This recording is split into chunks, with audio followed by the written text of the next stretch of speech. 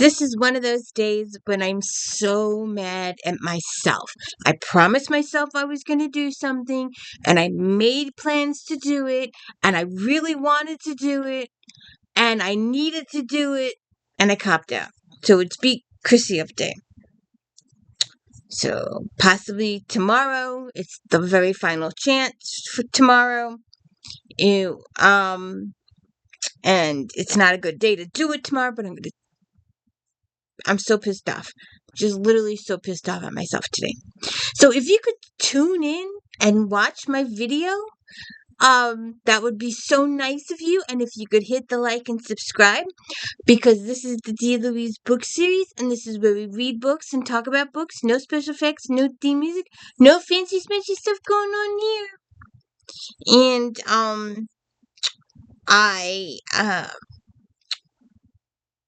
I like to binge shows, and we did Star Trek Next Generation, and now we're doing Voyager. So if you haven't watched Next Generation, please go watch those, and the many episodes of audio complications that went with that seasons. And so it's just been a day, and it's all my fault, and I know it's my fault, and it's just but we'll have to see what happens. I asked a famous person for an interview, and I got radio silence.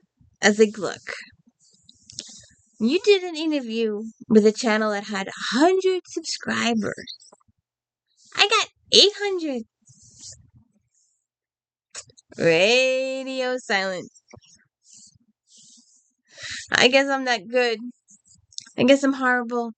I'm not worthy of his 10 minutes of attention. Oh, God. So where was he? Oh, yes. Cold Fire, episode 126, Voyager season 2. There is a little bit of a voiceover. It's referring to the very first episode. 10 months ago, the crew of Voyager was pulled into the Delta Quadrant by an entity known as the Caretaker. And let's see. They show the Caretaker as an old man, and then they show him in this form, and his final words are, "There's not enough time." He absolutely believes that he insinuates there's another one of his kind out there. And Voyager thinks that if they find the other one could send them back.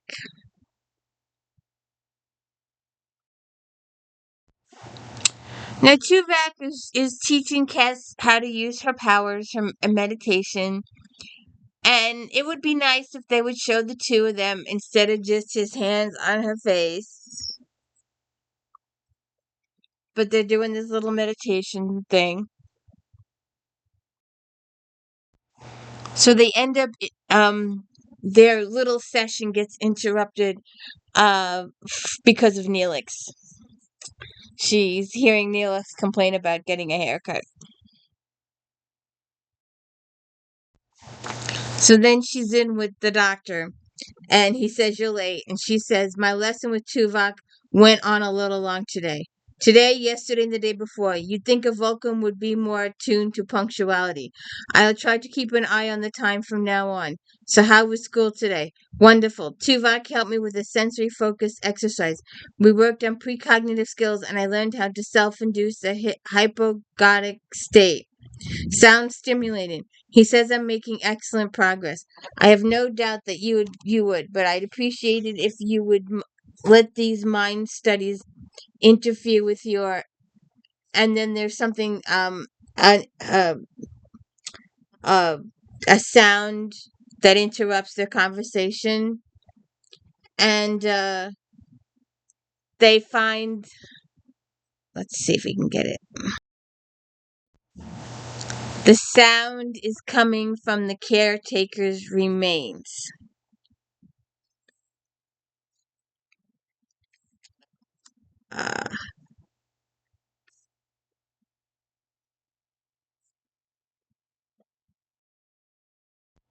It always bugs me that there's not a group shot When you talk, the camera's in your face. When you talk, the camera's in your face. When you talk, the camera's in your face. I I would like at least one group shot. So Janeway and B'Elanna and Tuvok are in the thing, are in the sick bay, and they're examining the caretaker's remains. Before I could analyze them, these life signs simply ceased. I'm scanning the remains on all biospectral frequencies. It's completely inert, dead, B'Elanna says. Well, somehow I find it hard to believe this rock suddenly came to life for several seconds. I concur, Tuvok says. However, dead or alive, these are the remains of an alien entity we never fully understood. It may be prudent to place it in a level 3 biohazard containment field. Agreed. But first I want to take a look at it.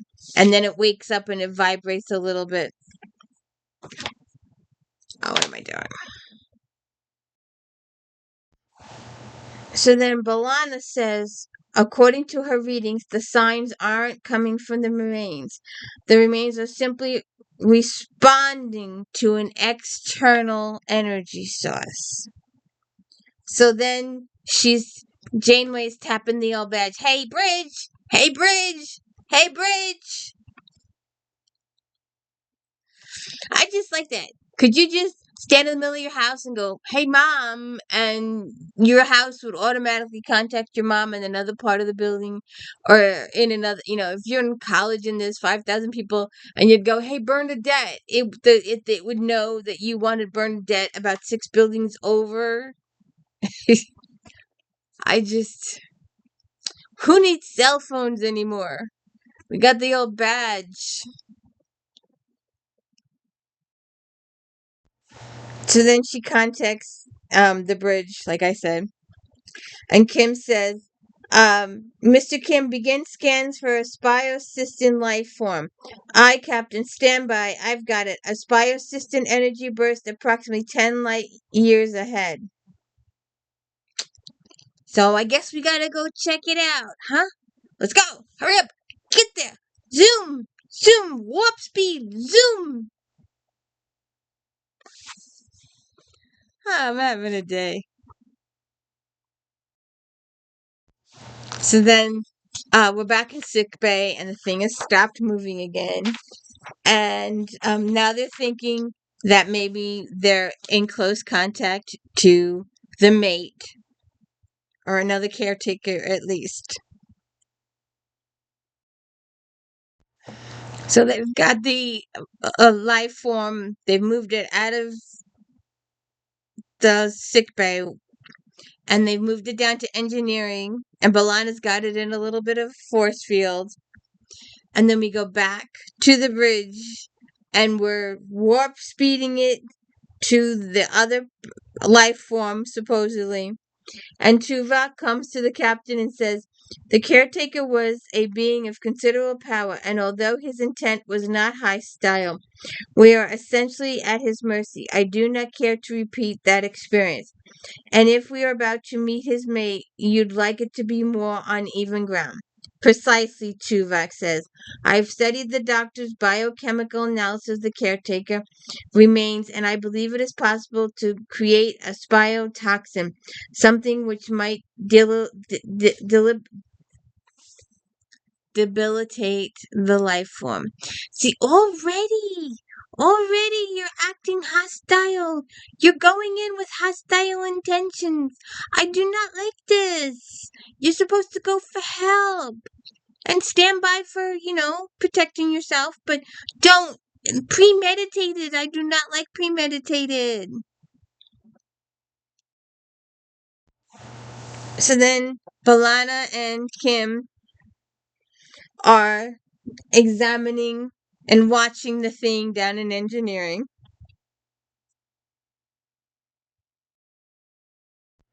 So they use warp 7 to get there, and then they get there, and then she tells them to slow us down, and they see what looks like the caretaker's array again. So that's what they see out their window.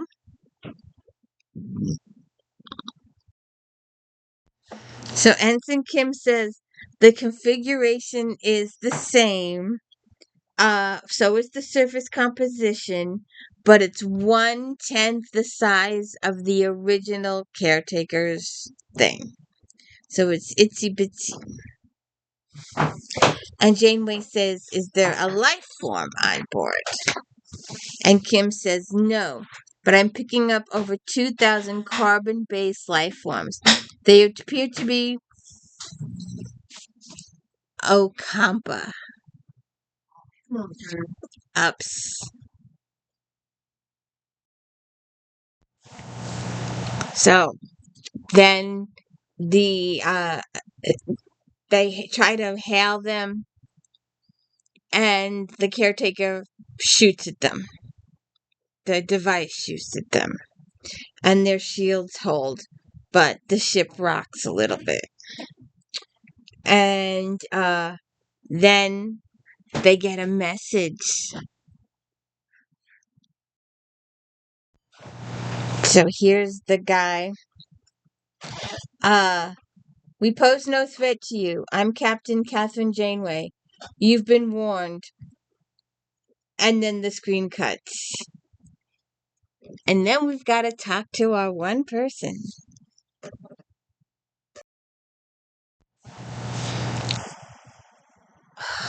They dim the lights. What the F with that? Why? I want to be able to see you're acting.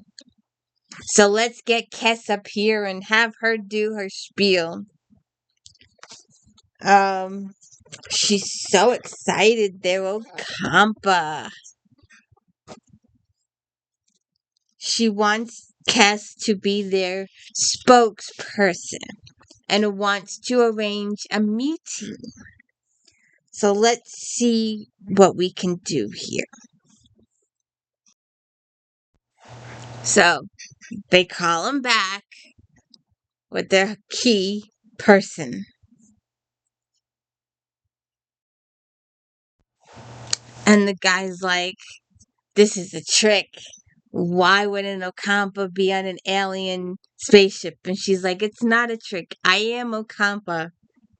Um, uh, it's a long story, but I would like to know what Okampa is doing on an alien space station." "That's a long story," he says back. "Then I suggest we meet and tell each other our stories. Maybe come aboard your station." "No, but I will come aboard your ship."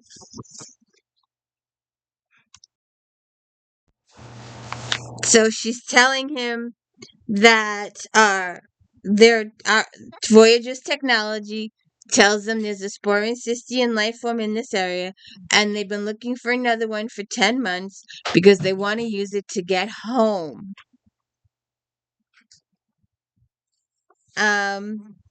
You've established a reputation, he says. You've killed the caretaker, declared war on the Kazon, raided planets for their resources. None of that is true. We never attacked anyone except in self-defense. We did not kill the caretaker. He died of natural causes. Mr. Tannis, please try to understand. We only want to find the entity we've been looking for. And then he's talking to Cass telepathically. "I want to talk to you alone. Can we talk privately?" Cass is like, "Of course."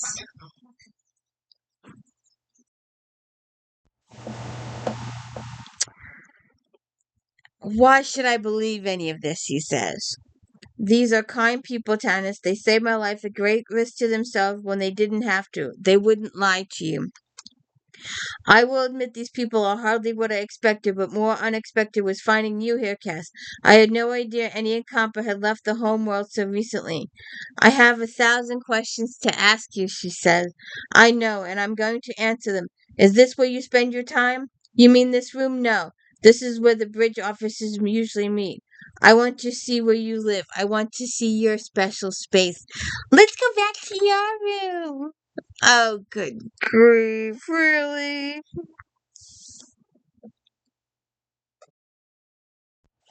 So she's showing him around the Haponics Bay and all her plants and stuff. And he's like, "You live in such a sterile environment." and she doesn't see this way. Um, uh, you're so isolated. Bulkheads cutting you off from the world around you. You live on a space station. How is that any different? Oh, I assure you, it's very different. You're very young, aren't you? I'm 2. Would it surprise you to know I'm 14? That's not possible. The oldest uncompa lived to be 9. You know so little about your own people, he says. There's so much for you to learn about yourself, about the galaxy being here and the ship holding you back. These people are helping me. I'm a member of the crew. I suppose we were like you once, innocent and naive. But the Sipra brought us here 300 years ago. She began to teach us how we could become stronger than we ever could on our homeworld. Superior is your caretaker? We don't think of her as a caretaker. Her species is usually called the Nassim. Then you do know her. Where is she? She's nearby. But she's so different from the entity you knew. He was only interested in maintaining the status quo. He kept our people several and weak. Sipra taught us to develop our telepathic skills, and he wants to help her grow her telepathic skills too. So then she reports back to Janeway about her conversation with Tanis. Is there something wrong? Not exactly. I'm just a little overwhelmed. I always believed that my people had potential to be more than what they were. Our mental abilities could somehow be heightened. And now I've met someone who realized that potential, and I don't know whether to be excited or frightened. A non-emotional response would be more useful. She's not Vulcan, Tuvok. um, so then he's sitting in his office, and he's just having this mental conversation. I've met with the Ocampo girl. She has potential. I don't care about the girl. She's yours. Bring me the ship. That's it. So then they all sit down to dinner on Voyager. Where does the Sipra live? On another array? Oh, nothing so corporeal as that. She exists as pure energy. She only assumes physical form when we need to communicate with her. Does she occupy our space-time continuum? Chakotay says. I don't know. All I know is we need her. She comes. I'll take you to the meeting place. I'm sure all your questions will be answered. You'll enjoy meeting her, Cass, as well as the other Ocampa. I'd love to visit the station. Visit? Why not stay? Why not stay? These are all your people. Why don't you stay with us? Tempting task. Come on, Tess. Stay with us. We're your peeps. Yes, certainly you don't have to decide right this moment, Tess. It's a really important decision. It's up to you, of course. Tuvok says, don't underestimate your own potential, Cass. Your mental abilities are rapidly maturing. I might be able to help you, Tanis says. Come to my world. Come on, come to my room. Let's get it on. Oh, good grief. You know, there is one person in this room who would really, really, really, really be hurt if Tess left. Of course, he doesn't know it yet, but in 5 years, he's gonna meet his peeps. But it's gonna take 5 years.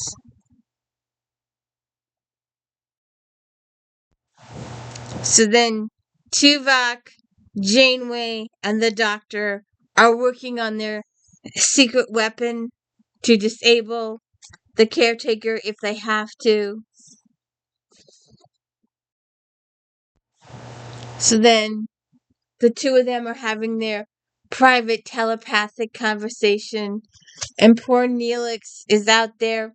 He can't hear their words, so he can't be part of the conversation, and he's feeling left out, and his feelings are hurt, and he has every right. This guy does a number on Tess. He really does. But anyways. And with the guy's help, she makes the water boil in the cup. And Neelix is he thinks it's amazing. But he doesn't want Tess to go. He doesn't want her to leave the ship. He wants to stay with him on the ship. And then he goes, but if she goes, maybe he'd go too with her. But I'm pretty sure Mr. Tanis over there wouldn't want Neelix to spoil his little romance situation. So then they allow him, Tanis is on the bridge, and they allow him to use their communication stuff to contact the caretaker.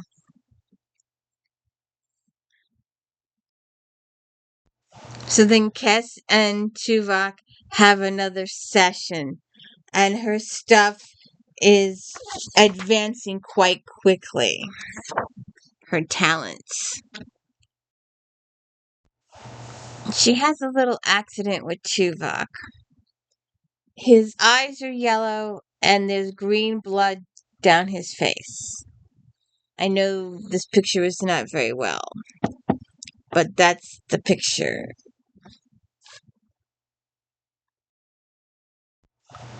Then they've got Tuvok in sickbay. They've been treating him. And Tuvok's fine now. And Kes is like all upset that she almost killed Tuvok. And Tuvok's like, yes, but you didn't. So we need to continue your training. But then the other guy. So they have that conversation that Tess is really scared of her abilities, what she's capable of. She's frightened of what she can do to people. If I can't control my abilities, there might be another accident. I'm afraid it isn't going to get any easier, Cass. You've already started to manifest abilities far beyond anything you've ever imagined. Soon you'll be so far beyond the other beings on the ship, you'll look at them like they're pets. They're people. They're my friends. I'm sure you care for them very much. I'm sure they're wonderful people. They certainly seem that way to me, but it's time you accept you're different from them. And he's trying to encourage, come on to the dark side. Come on to the dark side. Oh, it's wonderful over here. You can use your abilities over here. We'll be very powerful on this side of the room.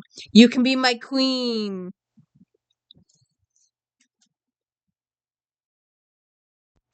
So then he helps her or enforces this type of mental stuff in her head.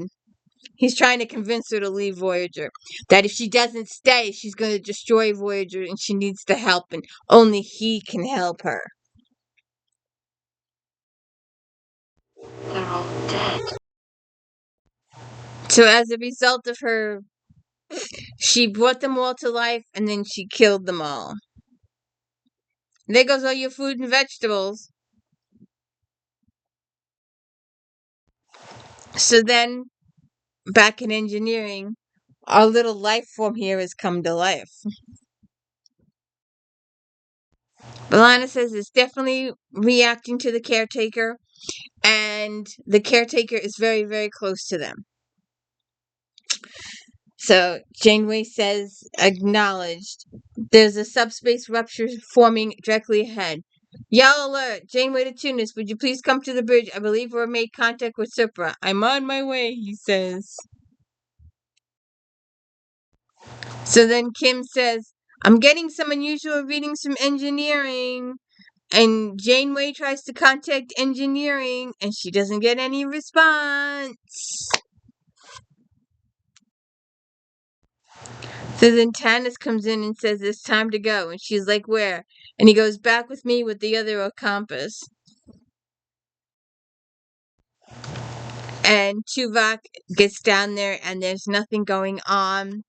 And he contacts the bridge and he says, I believe the caretaker is here. So Tanis is trying to get her to feel her people, to hear their cries for her, to join them. So that is the caretaker or Suspiria. And she's crying because she's got her mate. and you killed him, and now I will kill you. And some blood starts dripping places. Now you will know what frail small creatures you are. And she does some parlor tricks. And Cass is feeling superior, and she says the girl's all upset. She's crying, she's angry. Sorry, I accidentally skipped it, but he's with Cass, and she's struggling and crying, and Neelix runs in and tries to break it up. And then we switch down to engineering. Um, so it looks like Janeway is winning with whatever that stuff that is. So now you will kill me as you did my mate. No, I told you we didn't kill him. Please try to understand. We don't want to hurt you. We don't want to hurt anyone. We just want to go home.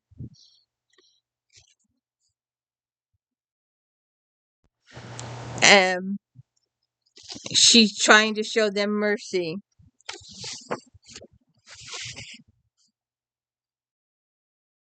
So then the ship is experiencing some turbulence. And Tannis is like, forget these people. Come with me. Come to the dark side. Come on. Come on. We'll have good relations. You'll be queen of the people. You'll be the ruler. You'll be in charge. You'll be my mate. Neelix tries to interfere, and this guy's like, things will be so great. You will be my queen. You will have these treasures. You will have this stuff. We can do all this stuff. We will be powerful. So because she was doing all these things to them and injuring them and trying to destroy the ship, Janeway takes out the weapon and shoots it at the little girl. And Tannis up in the lunchroom, mess hall, he starts bleeding in pain and screaming and dying.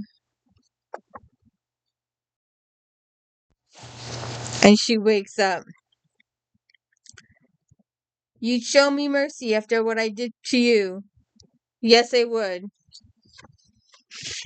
And she disappears. And Tannis is screaming from the mess hall, take me with you, take me with you. And they fixed the ship, but the kid's gone and Superior is gone.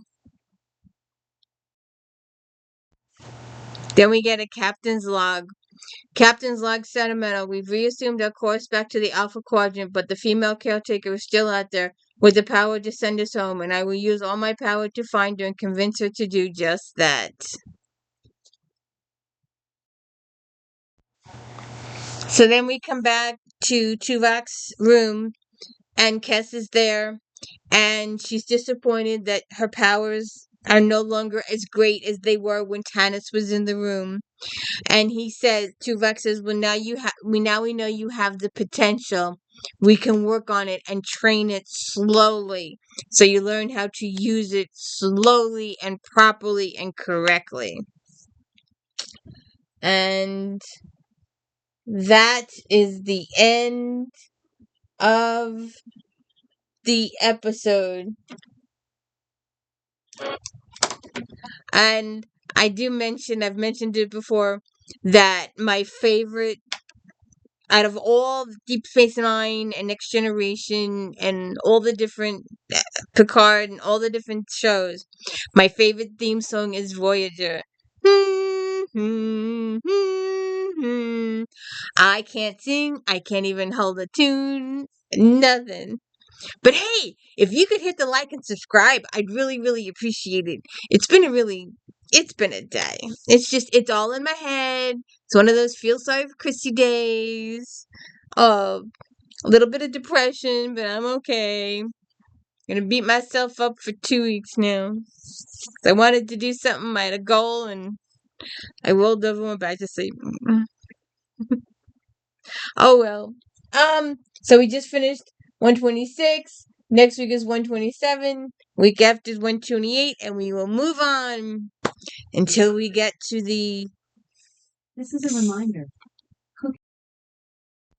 until we get to the 7 of 9. Oh, I can't wait. That's a couple more seasons yet. We got to get through it. And we got to get through the winter season in my house. I went tapestry crazy about 15 years ago. Bought all these tapestries for $5. Can't get them now for $5. So, anyways, oh, and don't forget the if then. Hey, stop Googling. Stop Googling. Dear Louise book series if then. Vampires, werewolves, contemporary romance, cozy mysteries, cozy mystery Thanksgiving, cozy mystery Christmas, cozy mystery 4th of July, cozy mystery Mother's Day, forensics, homicide, Scotland Yard, investigative reporters, witches, vampires, detectives, forensics, homicide, Native American authors, Black authors. They're all out there. D. Louise book series, if then. Have a good one.